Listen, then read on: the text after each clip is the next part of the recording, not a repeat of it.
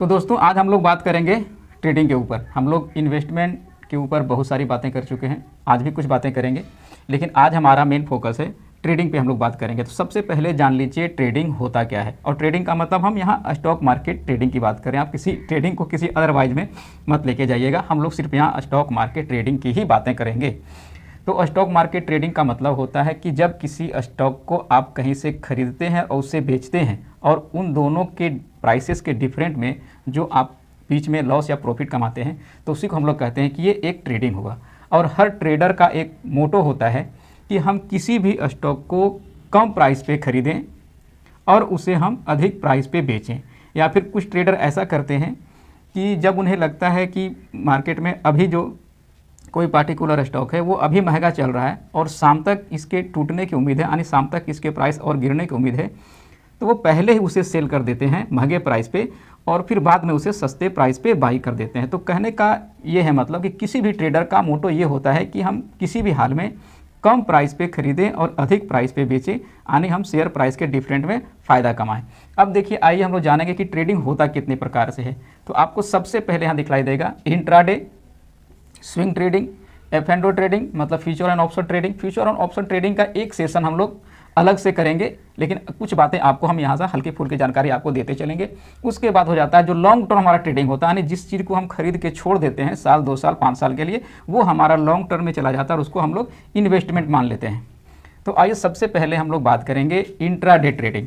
अब intraday trading में होता ये है कि आप जो भी सौदा खरीद रहे हो, किसी भी कंपनी का स्टॉक खरीद रहे हो, तो उसे हर हाल में आपको मार्केट आवर शाम तक उसको बेच के जाना है। अब जैसे किसी ने आपने मान लिया रिलायंस के आज 100 शेयर खरीद लिए, तो भले ही आपके बाइंग प्राइस से वो जाते जाते नीचे क्यों ना चला जाए, भले ही आपको लॉस क्यों ना हो, लेकिन मार्केट आवर यानी मार्केट बंद होने से पहले आपको इसे सौदा काट देना है, और नहीं तो ब्रोकर की तरफ से आपका सौदा ऑटोमेटिकली स्क्वायर अप हो जाएगा, यानी काट दिया जाएगा। क्यों? क्योंकि आपने इसको इंट्राडे करके लिया है। इंट्राडे करके लिया है इसलिए आपका मतलब एक दिन के लिए ही ये सौदे होते हैं। इंट्राडे मतलब आप एक दिन में इस सौदे को काट दोगे। अब बात आती है कि भाई लोग इंट्राडे ट्रेडिंग करते क्यों हैं। अब सपोज आपके पास 1 लाख रुपए आपके ट्रेडिंग अकाउंट में पड़े हुए हैं, तो वैसे क्या है, नॉर्मली आप 1 लाख अगर आपके अकाउंट में पड़े हैं तो आप 1 लाख तक का ही सौदा करेंगे। इंट्राडे में आपको 5x का लिमिट मिल जाता है, यानी आप 5 लाख तक का सौदा कर सकते हैं 1 लाख रुपये में ही। अब सपोज कोई स्टॉक है जिसका प्राइस अभी 100 रुपये के आसपास चल रहा है। चलो आपने किसी तरीके से चार्ट लगा के देख लिया और आपको समझ में आ गया कि इसमें हमें 5 रुपये तक का फ़ायदा आज मिल सकता है।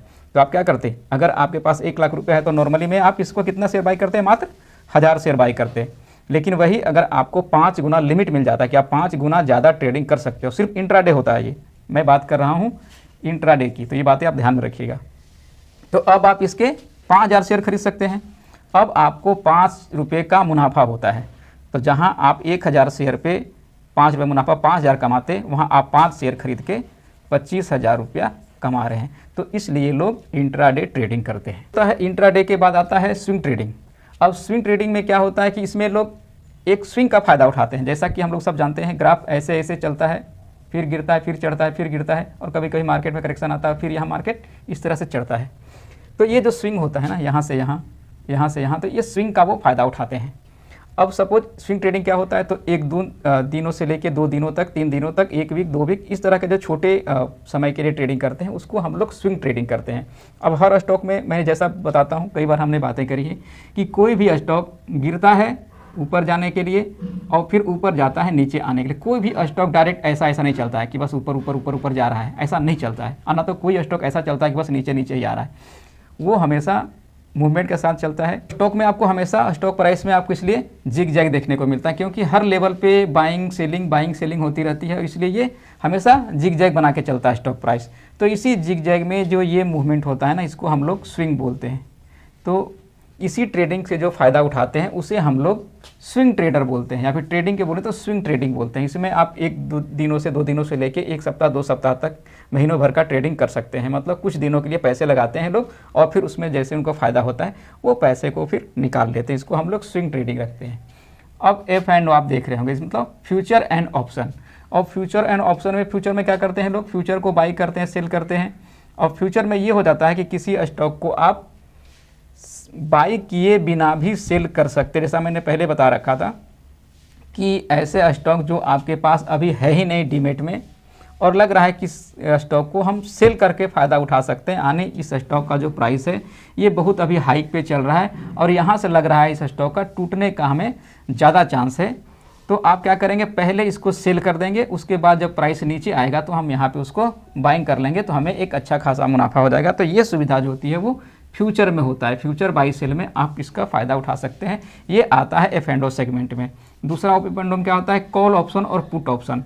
किसी भी पार्टिकुलर स्टॉक की बात कर लें या फिर हम लोग इंडेक्स की बात कर लें तो उसमें कॉल ऑप्शन और पुट ऑप्शन होता है, उसको हम लोग यहाँ बाई और सेल करते हैं। जैसा मैंने बताया था कि ये एक अपने आप में बहुत बड़ा सब्जेक्ट है, तो अगर जिनको समझ में नहीं आ रहा होगा तो चिंता ना करें, हम F&O पे एक पूरा सेशन लेके आएंगे और ये सेशन काफ़ी लंबा हो सकता है, तो इस पर हम लोग बाद में बात कर लेंगे। इसलिए जिनको समझ में नहीं आता है वो अभी इस पर ज़्यादा दिमाग लगाने की ज़रूरत नहीं है, हमें कमेंट बॉक्स में डाल दीजिएगा कि आपको F&O पे सेशन चाहिए, हम उसमें एक सेशन अलग से कर लेंगे। अब तीसरा आता है सबसे लास्ट में, आने चौथा हमारा जो सेगमेंट होता है वो होता है इन्वेस्टमेंट।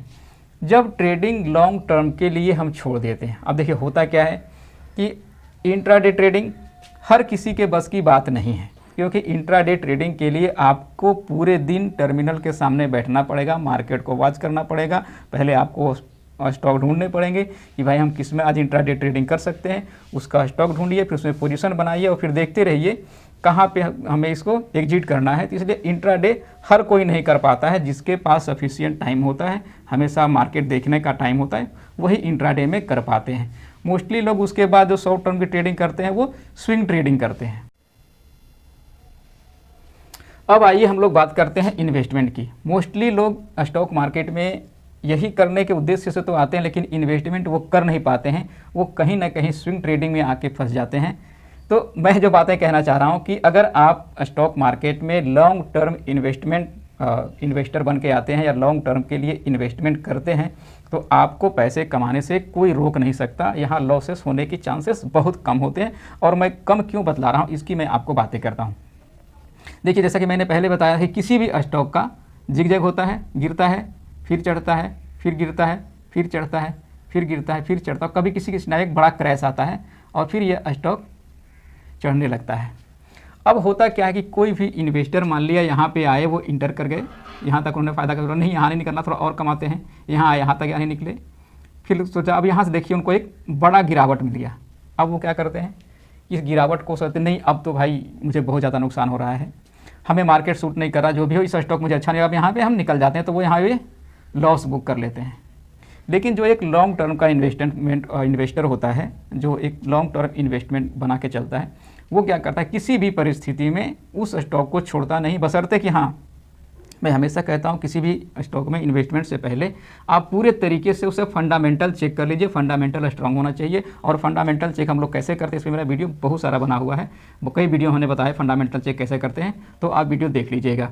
तो वो लोग क्या करते हैं, जैसे ही लगता है कि चलो उनके इन्वेस्टमेंट प्राइस से यहाँ स्टॉक में 15 से 20% का करेक्शन आ गया है, तो क्या करते हैं, यहाँ से दोबारा से बाई करते हैं, और उनका इस प्राइस से भी उनका जो पहला बाइंग था उनसे एवरेज बाइंग जो है नीचे आ जाती है, और इस बार का जो इनका स्टॉक का जब मूवमेंट होता है तो ये हाई रिटर्न यहाँ पे कमाते हैं। तो इस तरह से जो लॉन्ग टर्म का इन्वेस्टमेंट होता है वो जल्दी नुकसान करने का उनका चांसेस नहीं होता है। अब आता है कि लॉन्ग टर्म हम कितने पीरियड तक का मानेंगे, तो लॉन्ग टर्म देखिए मोस्टली जो 1 साल से ऊपर के हम लोग इन्वेस्टमेंट मानते हैं उसको हम लोग लॉन्ग टर्म इन्वेस्टमेंट में रखते हैं, यानी मोर देन 1 ईयर, चाहे वो 3 साल का हो या 5 साल का हो। वैसे स्टॉक मार्केट में 3 से 5 साल का इन्वेस्टमेंट सबसे अच्छा माना जाता है, और 5 साल का इन्वेस्टमेंट अच्छा इसलिए माना जाता है, कहा जाता है कि मोस्टली जो 5 साल का जो सर्किल होता है ना, उसमें स्टॉक अपने सारे जो सर्किल होते हैं वो पूरा कर लेते हैं, यानी डाउनफॉल, अपफॉल, क्रैश, ये सारे चीज़ें वो झेल चुका होता है। तो इसलिए लोग कहते हैं कि हमेशा स्टॉक मार्केट में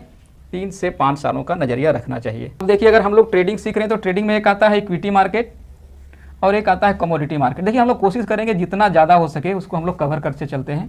और तीसरा होता है F&O सेगमेंट। तो F&O सेगमेंट में पहले बताया कि इसमें एक लंबा टॉपिक, इसे बाद में बात कर लेंगे।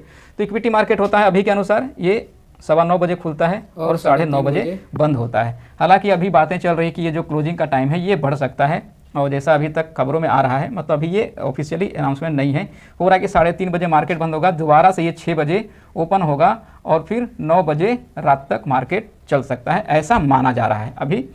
लेकिन ज़्यादा चांसेस है कि ये जो है ट्रेडिंग आवर इंडिया में बढ़ने वाला है, और ये लगता है मुझे भी कि ये अब बढ़ के ही रहेगा, जिस तरह से चर्चाएँ इस पर हो रही है। तो खैर टाइम बढ़ेगा तो हम बातें करेंगे। अभी जो है इक्विटी मार्केट का वो 9:15 से 3:30 बजे शाम तक है।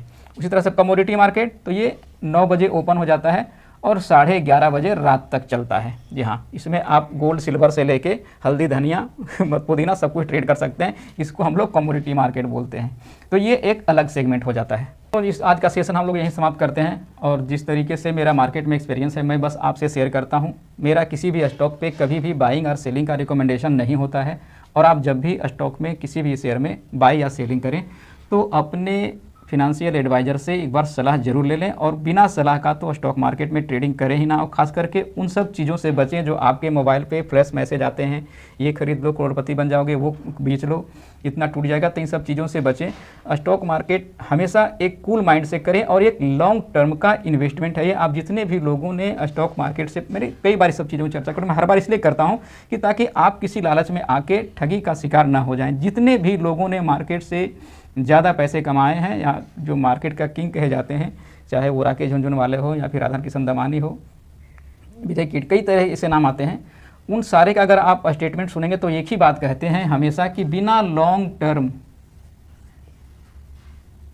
इन्वेस्टमेंट किए आप स्टॉक मार्केट से पैसे नहीं कमा सकते। तो आप हमेशा लॉन्ग टर्म इन्वेस्टमेंट बनने के बारे में ही सोचिए, और लॉन्ग टर्म का ही इन्वेस्टमेंट सोचिए मार्केट में बनाने के लिए। और दोस्तों आज का सेशन हम लोग यही समाप्त करते हैं। तो अगर आपको मेरा वीडियो पसंद आता है तो इसको लाइक कर दीजिएगा, और हाँ, अपने जानने वालों में शेयर कर दीजिए। और अगर आप मेरे चैनल पर पहली बार आए हैं तो चैनल को सब्सक्राइब कर लीजिए। थैंक यू दोस्तों।